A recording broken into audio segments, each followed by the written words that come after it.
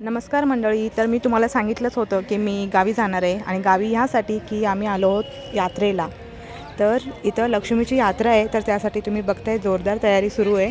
पूर्ण एक बकरं कापलं होतं, तर मटण छान शिजवून घेतलं, मटण काढून घेत आहेत आणि लहान मुलांना पण त्यांच्या खाण्यापिण्याची पण सोय करत आहेत. ते तिखट खाऊ शकत नाहीत, त्यामुळे त्यांना अळणी आणि थोडं सुकं काढून ठेवलं. इथं भाकऱ्या केल्या जात आहेत. नॉनव्हेजमध्ये भाकरी तरी इम्पॉर्टंट पार्ट आहे, भाकरी आम्हाला लागतेच. तर यामध्ये सुक्कं आणि रस्सा बनवायची तयारी चालली आहे. ह्या माझ्या दोन्ही सासूबाई आहेत. ते दरवेळेला नॉनव्हेजचा काही पण कार्यक्रम असू दे, ह्या दोघींचाच असतो. ह्या दोघीच बनवतात आणि एक नंबर बनवतात. ह्यांच्या दोघींच्या हातांना जी चव आहे ना, मी अजूनपर्यंत नाही खाल्ली कुठे. म्हणून प्रत्येकांना कुठेही काही असलं तरी यांनाच बोलवतात.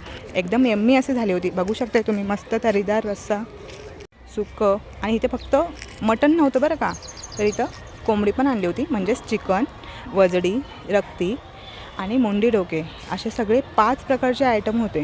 आता व्हेजिटेरियन लोकांसाठी थोडा राग येईल, पण सॉरी.